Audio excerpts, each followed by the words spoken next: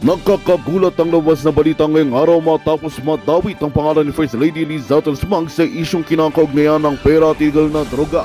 Ayon sa mga ulat na kasalukuyang kumakalat sa social media at ilang alternatibong news sources, lumutang umano ang mga dokumento at testimonyo na nag-uugnay sa unang ginang sa mga kahinahinalang transaksyon, kapwa lokal at internasyonal. Bagamat hindi pa kumpirmado ang mga aligasyon, nananawagan ang ilang mambabatas at civic groups na imbisigahan ang issue upang matukoy kung may katotohanan ng mga lumalabas na impormasyon. Ayon sa mga tapagmasid, dapat maging bukas at transparent ang Malacanang sa usapin, lalo't mataas ang inaasahan ng publiko sa pamumuno ng bansa at sa integridad ng mga nasa kapangyarihan. Samantala, wala pang opisyal na pahayag mula kay Liza Mag o sa tanggapan ng Pangulo kaugnay sa mga paratang. Gayunpaman, iginiit ng ilang kaalyado ng administrasyon na posibleng bahagi lamang ito ng malawakang black propaganda laban sa kasalukuyang pamahalaan.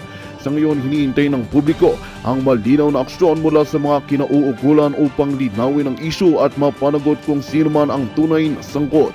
At yan nga ang balitang ating pagkakatutukan. Ngunit bago ang lahat, siguraduhin mag-subscribe at ihit ang notification bell para sa patuloy na pagtutok sa mga silip ng bagong balita dito lamang sa tunay na boses ng masa.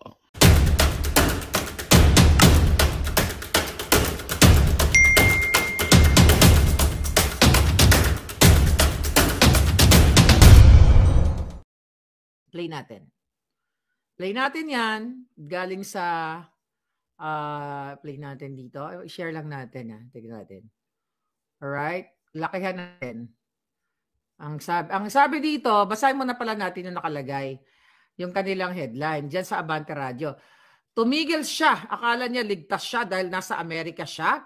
Yan ang sabi nitong ni Santiago. Sabi nito ng caption nila, Summit ng The Manila Press News Forum ngayong araw, ibinahagi ni National Bureau of Investigation Director Jaime Santiago na nagsagawa na sila ng case build-up laban sa vlogger na si Claire Maharlika. Yan. Dahil umano sa pagkalat ng fake news tungkol kay Liza Tanas na isinangkot sa pagkasawi ng businessman na si Paulo. Kayo ang fake news. Actually kayo, Abante, mali ang balita nyo. Nagbabala rin si Santiago sa iba pang mga vloggers na maging responsable sa binabahaging impormasyon sa social media. Pakinggan natin ang kanyang, watch again, tingnan natin ito, ang kanyang statement. We know na nandun siya, nakabase siya. From the start, ha? Hanapin niyo, sir. Yes, we know na nandun siya, nakabase siya sa Amerika. But then, dito pinapalabas yung kanyang mga fake news, yung mga... Okay, quote mo muna. Sabi niya, stop na natin, di ba? Sabi niya, we know na nasa Amerika daw ako, pero sa Pilipinas pinapalabas ang fake news. Kung di ka ba naman Jolol? Jolol, kahit sa Zimbabwe ako, kung gusto niyo akong panoorin niyo. Kahit pumunta ako ng Mars. Anong hindi... sabi pa niya may trolls ako. Tingnan natin, ha? Dali lang. Mga fake news, yung mga... Dali lang. Start. Hanapin niyo, sir. Yes, we know na nandun siya, nakabase siya sa Amerika. But then, dito pinapalabas yung kanyang mga fake news, yung mga trolls niya. So, she will be liable here. Okay. So, pinapalabas daw dyan sa Pilipinas yung trolls ko. Unang-una ako walang trolls. Ikaw na matandang Julul. Okay? Nandiyan na ba yung pulburon? Ikaw na matandang Julolis, nung nagalibat-libat ka na. Alright? Naglibat-libat na yung mata mo. Ha?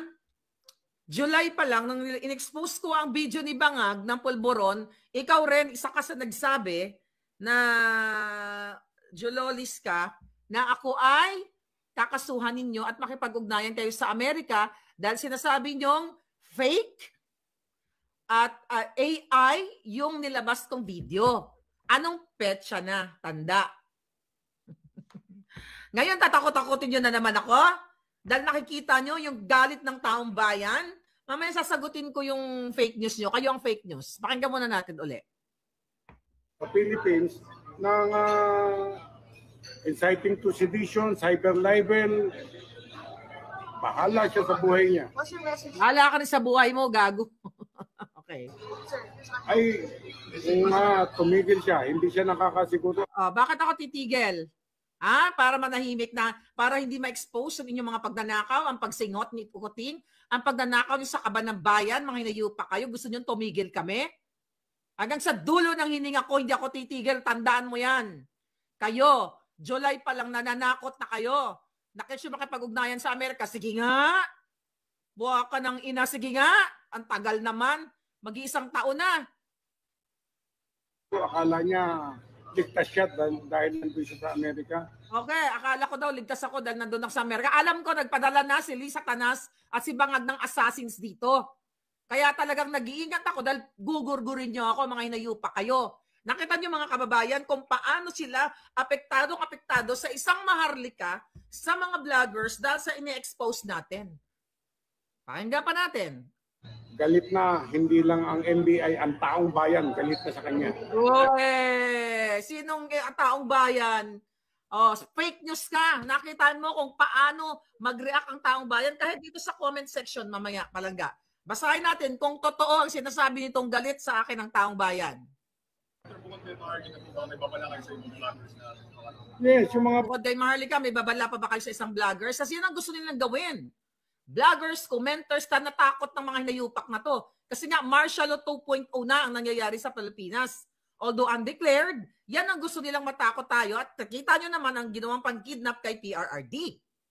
Kaya malakas ang loob nila ngayon dahil nagtagumpay sila temporarily sa pag-kidnap kay PRRD. So tinatakot na tayong lahat at titigil. Ganyan pa ba tayo titigil? Buha ka ng ina nyo. Sige, magkaso kayo. 4 na nga nakaso pa lang ang hinaharap ko sa mga jutang gininang ito eh. Case dismiss nga eh, yung isa. Tapos 3 ang hinaharap natin. Kaso na pinile ni Zaldico. Ayan, yung hinayupak na yan. Ni Mel Robles, Zaldico na sangkot dyan sa anomalya sa Vicecam. Si Mel Robles na sangkot sa anomalya sa PCSO. Ang hinaharap ko sa isang designer na open naman sa public na nakasama din ni Lisa dito sa kanilang party, may pakita yung video, na scammer. Yan ay funded lahat ni Lisa Tanas. Lahat yung mga yan, pera ng gobyerno. Ang gusto nilang mangyari sa akin dito, paninidakat na yon, galing mismo sa bunganga nitong julol na ito, ay, ano sabi nila? Mananagot ako. Anong sabi niya? Inciting to sedition. Sasagutin ko lahat yan. Yung cyber libel ang sinasabi niya. Vloggers natin ay naku, wag niyong gawing katuwaan. Meron naman katuwaan lang. No? Ano katuwaan? Katuwaan ba yung pinapost namin na addict si Bangag? Hindi katuwaan. Ang Pilipino hindi natutuwa. Katuwaan ba na yung ginanang pagpo-post namin ng pag-kidnap nyo kay PRRD? Katuwaan ba yung pagharas nyo sa pamilya niya? Katuwaan ba yan? Kayo ang ginagawa nyong katuwaan, ang panggigipit sa amin lahat, sa lahat ng Pilipino. Yan ang totoo. Hindi, nagagalit ang buong Pilipinas sa akin? Ang NBI? Hoy! Meron tayong puting as from NBI, kaya magtigil ka. Hindi lahat ng NBI galit sa akin, ikaw lang. At si Lisa Tanas at si Bangag. At lahat ng mga kakampi niyang mga addictus. Play. Huwag niyong gawing katuwaan yung ating social media. Na gumaganda na tayo, digital na tayo, ibababuyin. Gumaganda, digital? Yes! Kaya nga kami nakakapagsalita dahil hindi nyo na kayang isuppress eh. I mean, you try to suppress us, pero hindi nyo na kayang pigilin katulad ng ginagawa nyo sa mainstream media. Dahil sa ibang mga mainstream media, you know, yung mga balita nyo kulang-kulang. Tingnan natin ang mga palangga. Ang ating social media ay hindi tama. Kaya yun, sinasabi ko lagi, meron tayong freedom of speech and of expression, but that is not absolute. No? Pagka lumalampas ka na, kailangan ng kalusin. Kayo ang kakalusin ng taong bayan, hindi ako. Tingnan natin, mga kababayan. I-fact check natin kung galit ang taong bayan kay Maharlika. Go. Tingnan natin yung comment. Alright. Okay. Sabi ng comment, sino naman may sabing galit ang taong bayan kay Maharlika? Whistleblower yan ng mga katarantaduhan ng gobyerno. Okay, yan yung mga comment. Tika lang. Ano ito? Bakit? View comments. Naghahang. Okay? Okay, nananakot na sila. Yung mayabang na sa ginagawa nila. Kaya pag di mo pinagtanda mga ito, ano yan? Nananakit na sila, yung mayabang. Anyway, basta mukhang naghahang ko. Yun na yun. Stop sharing na natin para makausap ko kayo. Ngayon, ito pala, dito. Yan. Ayan, ito, nababasa ko na yung comment. Right? Tignan natin to. Wait a minute, mga kababayan. Here we go. Okay. Ito, mga palangga.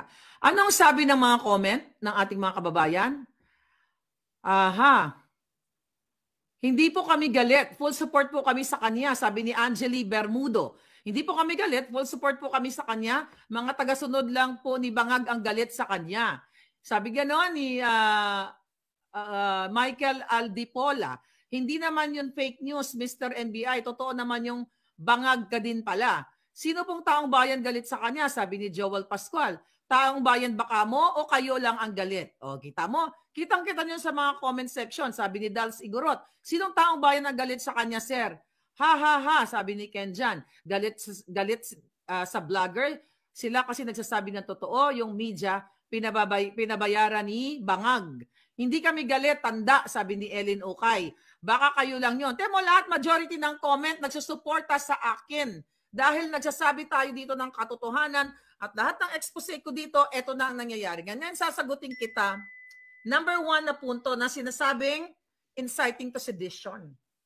Kasi ngayon raw, sunod-sunod yung aking comment, ang aking post, mga palangga, sa ating Boljakan channel. Follow nyo yan, yung ating Boljakan. Yan po yung ating 190K. Dapat 5 million na yung follower kung hindi nila pinatanggal yung isang Facebook natin. Here we go. Ano inciting to sedition dito? Kasi pinakita ko dito, mga kababayan, kaya galit na galit sila. Tignan mo, 1 hour, 2.1 shares. Nagba-viral lahat, 3,000 shares, 1.5 shares, 4,000 shares. Itong eroplano na sinakyan ni Bangag, di ba? Pinag-usapan natin to. Ayan, sabi ng GMA, ayan, di ba? Basahin ko, ayan si Bangag, gamit yung eroplano na yan. Ang sabi ko, anong inciting dito? Ebidensya ng sabuatan ni Marcos, Bangag at ICC. Parehong eroplano ang ginagamit sa pagkidnap kay PRRD at ginamit ni Bangag. Kita ninyo, ang mismong eroplano na ginamit ni Bangag ay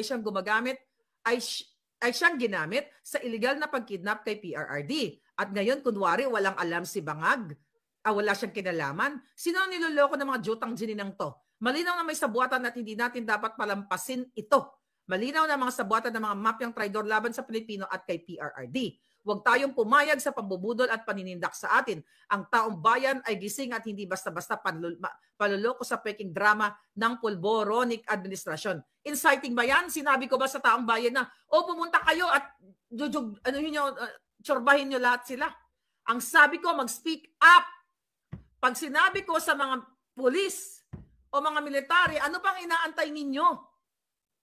Bangag ang presidente ninyo. Mag-speak up kayo, mag-voice out kayo. Sinabi ko ba sa mga military at sa mga pulis? Na bit-bitin nyo yung kanyang mga sandata at gurgurin nyo si Bangag o lahat. Ganyan. May sinabi ba akong ganyan? Julul, masyado kasi kayong nabuking. At yung sinasabi dito ng Abante, okay? Ang title kasi nila na inuugnay ko daw yung namatay na tao doon sa nasilisa ang tawag dito, ang suspect o gumorgor. Napaka-fake news kung yung mga walang hiya kayo. Ang sinabi ko unang-una na ayon sa ating puting ahas ay na-hold si Lisa Tanas dito sa Amerika dahil tinatanong o kino-question in related doon sa pagkamatay ng isang kasama nila. Na during that time, nung binag natin yan, kaya nga hindi ko yan in-identify. Dahil hindi ko sure kung sino yung namatay. Isa ba ang namatay? 2, 3, 4 ba ang namatay? Ang sinabi ko lang ay hinold si Lisa Tanas. Then naglabas itong Presidential Communication PCO na wala daw katotohanan na detain. Kailan ba umamin kayo mga putang mga buwakan ng inan nyo? Kailan kayo umamin? Ito nga yung pagiging addict ni Marcos, ayaw magpa-hair follicle. Kailan kayo aamin? Tas hindi kasuhan nyo. Dagdagan nyo pa yung kaso ko. Diyan kayo magaling. Diyan kayo magaling mangsindak sa akin. Pero sabi ko nga sa inyo, hanggang sa huling patak ng dugo ko, putang ina nyo. Hindi ako magpapasindak sa mga addict na katulad ninyo. Nakatwitness ang taong bayan sa panggigipit nyo sa akin, sa mga vloggers dyan. Imbis na asikasuhin nyo ang problema ng bayan, krimen, yung namatay dyan na foreigners sa Boracay, na sa akin yung picture di ko lang pwede ipakita, na nabukaka, ginurgor ng mga adik dyan, kung sino man yung naggurgor sa kanya. Yan ang asikasuhin ninyo. Peace and order sa Pilipinas, wala na. Tapos vlogger at si Maharlika, kailan nagsabi yung totoo yung gobyerno nyo? Pakita natin ulito. Oh, ito. Kailan nyo to?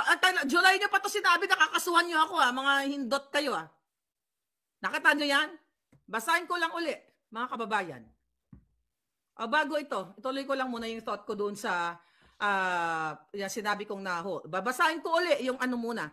Basahin ko muna uli yung informante, yung sinabi sa atin ng informante. Dahil exactly ito yung sinabi ko. Excuse me. Alright. Ano ang sabi sa akin ng informante? Alright. Asan na yung message niya? Lisa Tanas. Okay? Wait a minute. Ang sabi niya, kaya ang sabi ko nga na allegedly na-hold si Lisa Tanas dahil kinu-question in relation doon sa pagkamatay nung kanilang isang kasama sa entourage. Hindi ko sinabi na si Lisa Tanas ang gumurgor. Mga ulol. Dahil ayon sa ating puting ahas, na di umano, allegedly, I use that word kasi wala pang coroner's report, na yung biktima ay nagurgor dahil na overdose sa D. Diba? Kaya sabi ko, mag-update ako kanina, nag-update ako kung meron ng coroner's report. Yan ang sinabi ko. Hindi ko sinabi, mga palangga, sigurado ako na si Lisa Tanas ang nagsalaksak ng pulburon sa bunganga nitong biktima na ito. Did I say that? Huwag niyo akong tinatakot-takot. Tayo pa ba natatakot after all sa ginagawa sa atin? Sa ginagawa sa ating lahat. Di ba? Kasi mga palangga, kaka-check ko lang nung coroner's report. Wala pa. Dali ang coroner's report, wait a minute. Ito. Kasi-check lang natin. Pakita ko lang sa inyo, no? Or here we go. Ito, inaabangan ko actually. Ayan yung coroner's report. Ayan yan dito sa medical examiner. Para babasahin ko lang. Ano ang sabi dito? For more case information, sabi niya dito, ang status right now is still pending. Okay? Deferred o iniimbestigahan pa. Pending additional investigation. Iniimbestigahan pa kung ano ba talaga ang dahilan ng pagkamatay nung kasama ni Lisa Tanas sa entourage niya. Di ba, meron niyang nag-message sa akin na pinost ko na palangga, yung namatay daw ay first time na tumira ng pulburon. According to that, Kaya nga may nag-message naman sa akin, nakakilala at kakilala mismo nitong itong biktima. Sabi niya, actually, hindi first time yan palangga. User daw talaga yan. Yun ang sabi sa akin. Kaya nga sabi ko sa inyo, aantayin natin ang report ng coroners o medical examiner kung ano ang cause of death.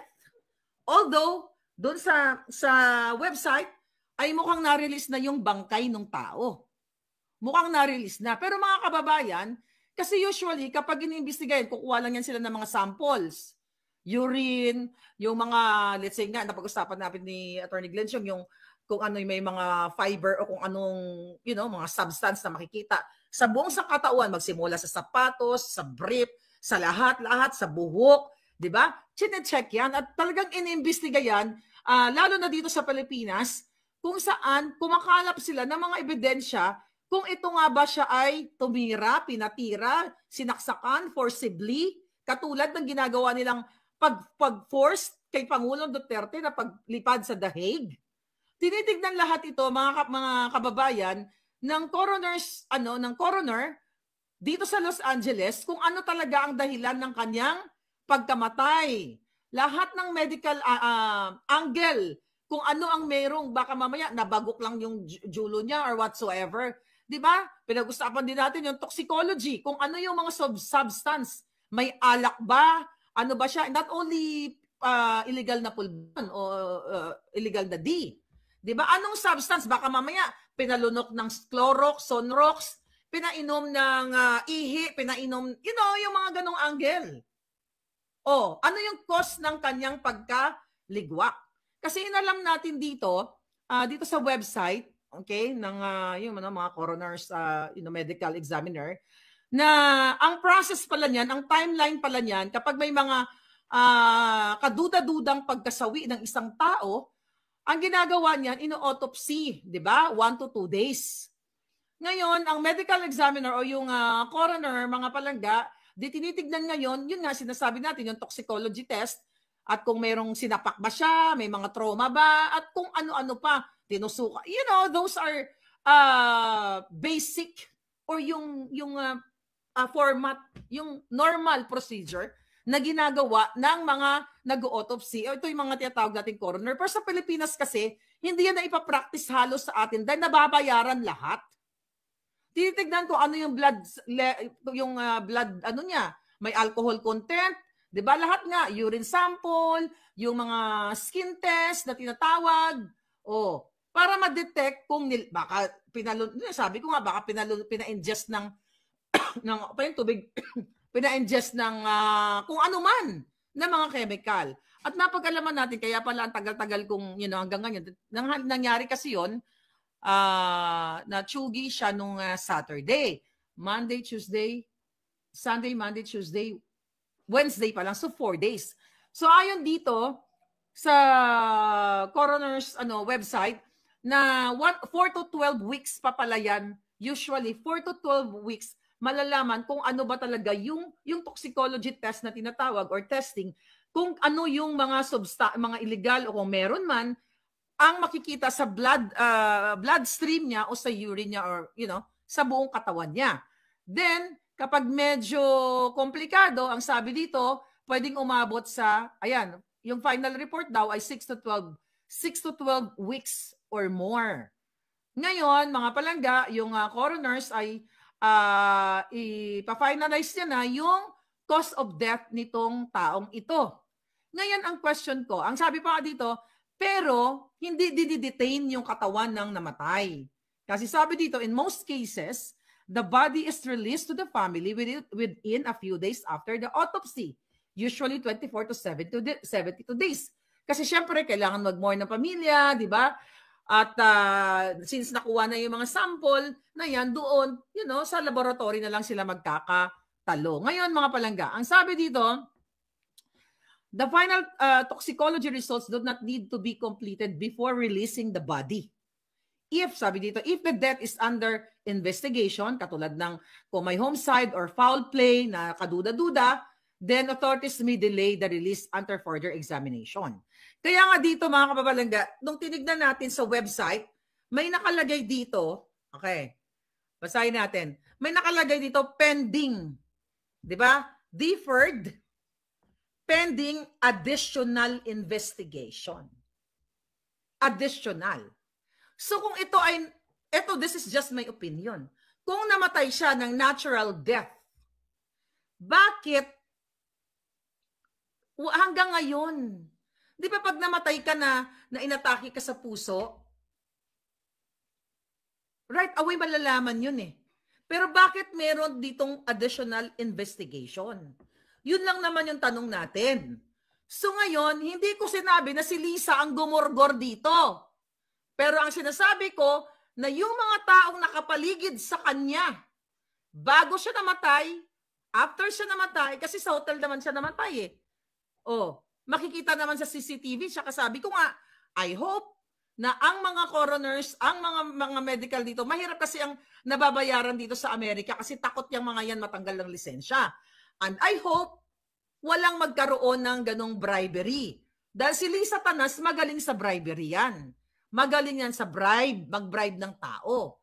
Kaya wag nyo akong sinisindak-sindak. Dahil sinindak nyo na ako eh, Jutang Generous, naalala nyo yon mga palangga? Nung nilabas ko ang pulboronic video ni Marcos Jr., hindi nga NBI, PNP, AFP, DND, Malacanang, lahat kayo mga inayupa kayo, sinindak nyo ako. Asa na yung kaso ninyo? Tungkol sa pulbo na we're talking about ang pag-addict ni Marcos Jr. At hinahamon ko kayo yung kaso mo, Lisa, na ikaw ay kidnapper. kinidnap mo ang 2 bata sa Turkey, in-extract mo. Ginamit mo si Teddy Boy Locsin Jr., ikaw, Teddy Boy, at ang asawa niya na si Maria Lourdes Barcelon, doon sa video, di ba, na pinakita ko na milyon-milyon na yan, kumalat na yan, kinidnap mo ang 2 minor de edad dahil gusto mong tulungan ang friend mo na si Francis Lloyd Chua. Abangan nyo nga yung video, malapit na yan. Sabi ko kahapon, baka ngayon. But since marami tayong mga developing stories, so, you know, yan ang ikaso mo sa akin. At itong pulboronic na ito. Dahil di ko naman kayo inuurungan, di ba? Sinasagot ko yung mga kaso ninyo. Dahil nakita ng taong bayan kung gaano kayo walang hiya. Dahil mas pinapanood kami, mas binabasa kami dahil sa inyong mga kasinungalingan. Maniniwala pa ba kayo? Oh, papapananagutin si Maharlika kahit nasa Amerika hahantingin. Eh, inaanting nyo na ako eh. Nagpadala nga na kayo ng assassins eh. Gusto nyo ipadukot ako dito? Eh, di gawin nyo. Makipag-ugnayan ka kay Papa Trump. Lolo ko yon. Sige.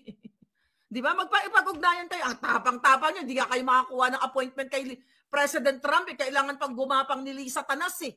Nag-attend pa doon. Sabi niya, gusto, ito pa, another ano. Pero I think nagkalat na to sa TikTok or I don't know kung napanood yun na. Anong sabi ni Lisa Tanas sa kanilang mga post? Working visit daw dito sa Amerika. Tignan ko lang, basahin ko lang kung totoong working visit siya. Alright, tignan natin ha. Okay, Lisa Tanas.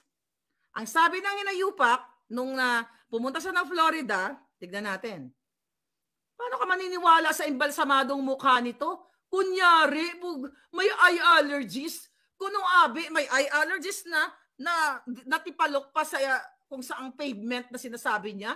Tapos nakita mo yung mukha niya, tinuslok ng formalin. My God, Lisa Tanas. Masyado kang insecure, masyado kang kawatan, kidnapper, addictus, benedictus. Yan ang ikaso mo sa akin. Hay, matagal nyo na dapat ginawa yan. Maniniwala kayo kay mga palangga? Wala bang wait itong bunganga ko na sinabi ko, Lisa Marcos Araneta, First Lady, ikaw ay nangidnap ng 2 bata. Walang allegedly yan. Dahil may ebidensya yan. Ayaw mo magkaso eh. Na sinabi ko, ikaw Marcos, adi ka. Doon sa araw ng kagitingan, ang daming pulburon dito. Pero ang mga julul na AFP, bulag, pipi at bingi.